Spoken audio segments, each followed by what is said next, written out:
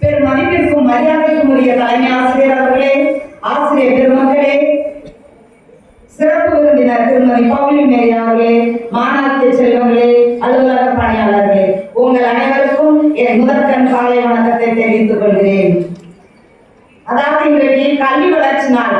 இந்த கல்வி வளர்ச்சி நாளைக்கு என்னையும் பவுலின் மிஸ்ஸையும் இந்த வருஷம் நாங்கள் 2 பேருமே ஓய்வு பெற போறோம்.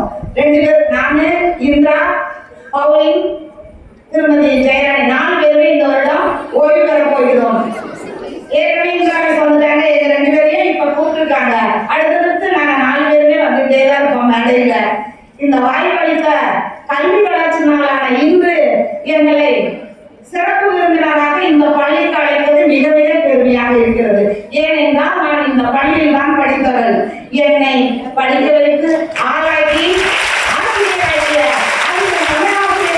அனைத்து ஆசிரியர்களுக்கும் என்னுடைய வளர்ச்சிக்குரிய அத்தனை உள்ளங்களுக்கும் நான் என்னுடைய தமிழ் பணியை அர்ப்பணிக்கின்றேன். அதாவது காமராசர் போல ஒரு பெருந்தலைவர் இனி நம்ம நாட்டுக்கு கிடைப்பாங்களா அப்படிங்கிறது நிச்சயமா சொல்லவே முடியாது. அவரை போல ஒரு எளிமையும் மக்களுடைய பணி செய்யவும் யாராலையுமே இனி வரவே முடியாது. ஆனா நீங்க நினைச்சா வரலாம். இன்றைய இளைஞர்கள் நாளைய தலைவர்கள். நீங்க நினைச்சீங்கன்னா நாளைக்கு இந்த மாதிரி ஒரு தலைவரா வரலாம். அதற்காக நீங்க உங்களையே தயார்படுத்திக்கணும். நல்ல கல்வி வளர்ச்சி, காமராசர் சொன்ன மாதிரி நல்லா படிக்கணும். ஒருத்தருடைய ஏழ்மையை போக்கணும்னா அவனுடைய கல்வியை மேம்படுத்தணும். அதுக்காக தான் நாட்டுக்காக நிறைய பாடுபட்டாரு. அந்த எண்ணத்தை உங்க மனசுல கொண்டு நீங்கள் அனைவரும் என்ன பண்ணணும்? காமராஜர் வழியை பின்பற்றி அவரை போல ஒரு நேர்மையான முதலமைச்சராக, ஆளுநர்களாக, ஆசிரியர்களாக, மாவட்ட ஆட்சியாளர்களாக இன்னும் என்னென்ன பணி உங்களுக்கு கிடைக்குதோ அத்தனை பணியையும் நேர்மையையும் எளிமையும் மக்கள் சேவையும் செய்யுமாறு உங்களை அன்புடன் கேட்டுக்கொள்கிறேன். அதற்கு முன்னோடியாக நீங்க என்ன பண்ண செய்யணும் அப்படின்னா, விஞ்ஞான கண்டுபிடிப்பில் மூட நம்பிக்கை, முறை நாட்டம், தொலைக்காட்சி தொடர்கள். தொலைக்காட்சி தொடர்களை பார்க்கறத நீங்க விட்டுடணும். அதாவது விஞ்ஞான வளர்ச்சி தான் எது? தொலைக்காட்சி. ஆனா அது என்ன ஆயிடுச்சு, நம்மள அப்படியே முறைய வீட்டுக்குள்ளேயே உட்கார வச்சுட்டு இருக்குது.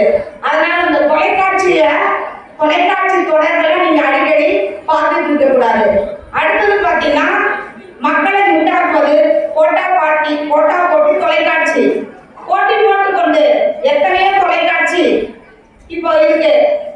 என்னது பேரெல்லாம் சொல்ல விரும்பல, உங்களுக்கே எல்லாமே தெரியும். நிறைய தொலைக்காட்சி வருது. அதை எல்லாத்தையும் தவிர்த்துக்கிட்டு காலம் பொன் போன்றது அப்படின்னு சொல்லிட்டு நமக்கு பெரியவர்கள் எல்லாம் சொன்னாங்க. நம்முடைய காலத்தை, பொன்னான காலத்தை நாம எங்க உட்கார்ந்து வீணாக்க கூடாது. நம்ம வீட்டுக்குள்ளே இருந்துட்டு என்ன பண்ணக்கூடாது? பொன்னான நேரத்தை வீணாக்க கூடாது. நம்ம மூளைய பறித்து கொண்டு செய்கின்ற அந்த தொலைக்காட்சி தொடர்களை பார்த்து கொண்டு இருக்கக்கூடாது. ஆகவே காமராஜருடைய இந்த பிறந்த நாள்ல அவரை ஏன் நம்ம போற்றுகிறோம் என்றால் அவர் கர்ம வீரர், பெருந்தலைவர், அப்புறம் கல்வி தந்தை. நிறைய உயரிய பண்புகள் அவர்கிட்ட இருக்கின்றன. அந்த பண்புகளை நாமும் நம்முடைய வாழ்வில் கடைபிடிக்கணும் தான் இந்த கல்வி வளர்ச்சி நாளா காமராஜர் பிறந்த நாளா அறிவிச்சிருக்கிறாங்க. அதனால அவருடைய நல்ல பண்புகளை எல்லாம் நம்முடைய வாழ்க்கையில பின்பற்றணும்.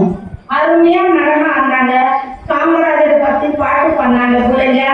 அதுக்கப்புறம் சொற்பொழிவு ஆற்றினாங்க. தொகுப்பாளினி மகளை அருமையா செஞ்சா.